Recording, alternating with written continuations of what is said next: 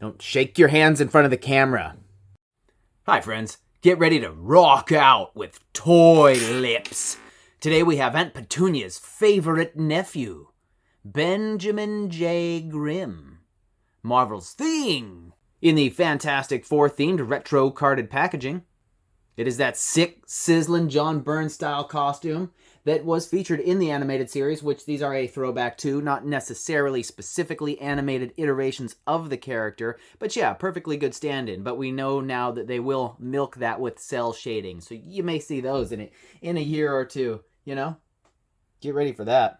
Anyway, let's take a closer look at this packaging here. You've already seen that side, so we'll look at this side. The rest of the characters in the wave, and this nice read-up. Oh, look, and an explanation of where you would put the other head. Nearly indestructible. However, the package is just made of plastic, and that is not impervious to razor blades. Couple of slits through there, and we just slip him out the side door. Ooh, watch out for those. So with the delightful yet vaguely poisonous smell of plastic in the air, our good friend, the ever-lovin' blue-eyed thing, springs to life. Out of the package, off the page, off the cartoon screen, yada, yada, yada. Here he is, looking great. Bombarded by cosmic rays, he was freakishly mutated into this, well, thing. What a revolting development. He's a nice, big-time, lovely figure. He really is, though, man. This is a big, impressive chunk of plastic. Just admiring this freakish hog. There is a lot to love here. It's the same sculpt that we've been seeing. Comes with a couple new heads. Is the other one new? I think they're both, yeah, they are both newly designed heads. As it should be, you should at least have brand new heads for the thing. And they've tried again, like a third attempt on the paint, a little different than either of the last two, and I think it looks great. Maybe second only to that Walgreens exclusive with the wash deep in the crevices. You know what I'm saying? This is a really solid figure. Represents just nearly perfectly. Comes with a new flavor of shorts as well, which is the only sort of distinguishing feature, minus this sweet brow ridge and whatever you're going to do there. Getting a little closer to this face, it is just really nicely sculpted. You can see right in his wet, longing mouth. The eyes, they look like they are painted fantastically as well. All of this great weathering effect and everything else scratches and scrapes on the rock. And you can see they've used a couple different coats. There's like a lighter shade sprayed on there on some of the high points here. This is really nicely detailed. Very, very happy with this. Everybody at least loves the thing, if not the entirety of the Fantastic Four. I swear, if you were on the fence, man, find the Jonathan Hickman stuff from several years ago. It is mind-blowing, high-concept sci-fi. Just really, really cool stuff. And so is this figure. I'm loving the detail work on it. Really does the job, isn't it? Minus visible pins down there. And then up here, you don't have pins, but it is just a single joint.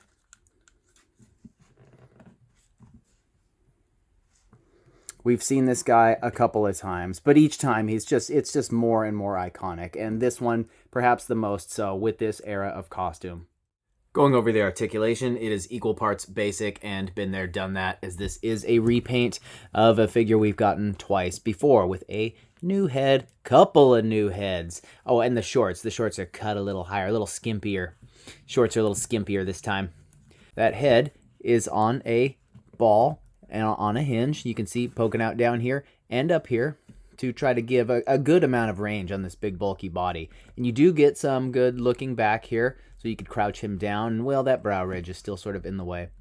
Tilting it down some, it runs into his rocky chest, but it's still effective. Tilt, it's really, you do get a little bit of tilt there. That is nice. That is really nice. Shoulders, this upper arm is just one piece, ported in on a big old mushroom peg. You know how that is. It'll rotate all the way around. Big hinge inside of there so you can come all the way up. Single jointed elbow will also extend, and that's the extent of it where it was about a 90 is all you're going to get. And it will rotate because of the nature of it. It's also mushroomed into that upper arm. So at least that's something. Double jointed, always preferable. Nice hinges on the hands. It'll come back. It'll crunch in a bit. They do sort of leave some room there for foreplay. Okay, he does have a diaphragm cut here, allowing him to rock forward a little bit and back this much. And it's just sort of socketed into that sucker. Very basic waist cut, allowing him to twist full ways. Coming down here at the thigh, you can see there's sort of spacious room as it's just pegged on right there. These will come out to the side a good amount. Comes forward all the way up. Back, a bit.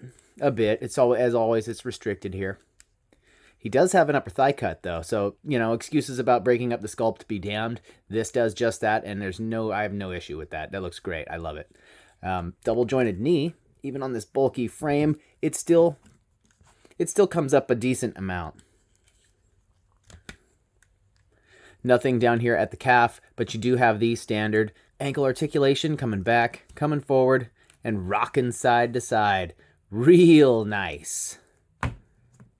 So for the articulation, it's what you've seen before if you have one of these. I would certainly like more, but I mean, we're giving them a pass, it just being a repaint, right?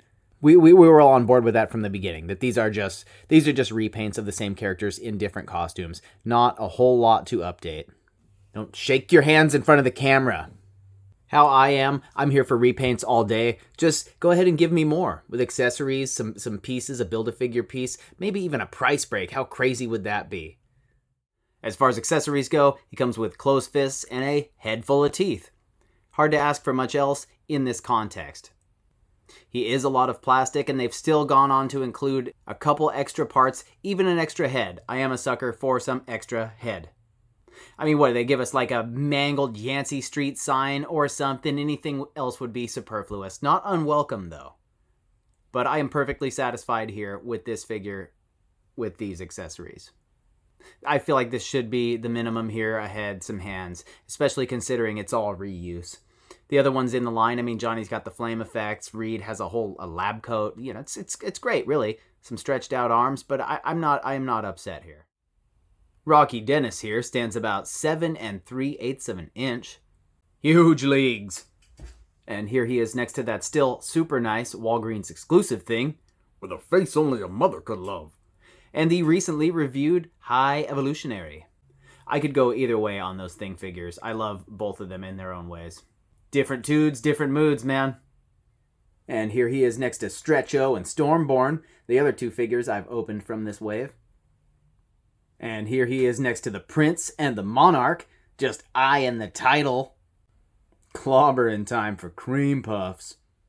And I had to throw the Hulk in there. This is just one of those iconic Marvel rivalries. I think they scale pretty well. Hulk is a freaking monster. And Wolverine is my boy. Short guy, never shies away from the long odds. Him and Thing have gone toe-to-toe on a couple of occasions. Why that package says nearly indestructible. What? I don't know what corner you crawled out of, bub. How about next to the highly articulated, highly desirable Spider-Man and the recently reviewed Sandman? Playing to that animated angle a bit, we have the McFarlane Toys DC Multiverse animated Batman and the NECA Toys cartoon Bebop from Ninja Turtles. You guys know that's Ninja Turtles. These are both on a slightly larger scale, 7-inch scale, so it doesn't quite pan out, makes things look a little small. But if you wanted to know where they fit in those respective lines, they don't. So with that, we have the standard 6-inch size comparison, the Marvel Legends 2 Emo for Pizza Spider-Man and the Marvel Legends Morning Coffee Mostly Bucky Cap Deadpool. 10 years of the Bucky Cap body mold, and they are phasing it out. Which is great. I could find new figures for standard size comparisons, but I don't want to give that guy up yet. Look, he's great. And it's just the torso. We're having so much fun. Maybe I could just swap out the Spider-Man and call it a day. Or just put a hat on him or something.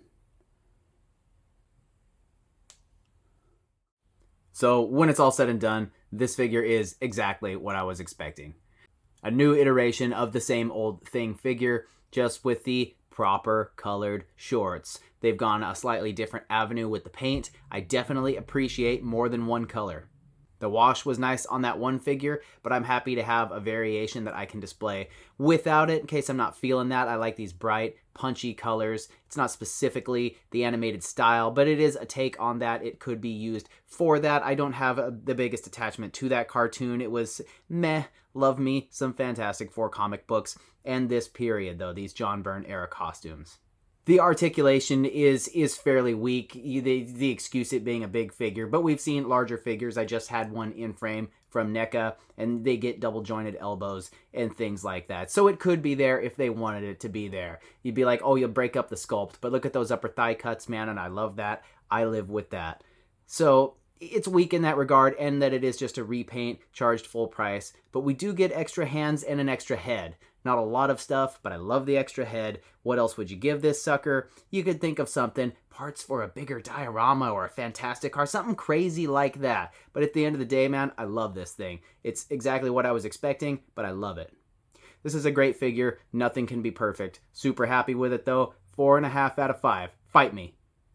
Really appreciative you guys putting up with another Fantastic Four figure review, another review of a repainted figure, and so on. But, I know you guys wouldn't be here with me if you weren't at least a little sick like me. So, check me out on Twitter and Instagram. Subscribe to the channel. Leave a like. I humbly thank you and appreciate you. Now lube up your rock, man, and slide on out of here.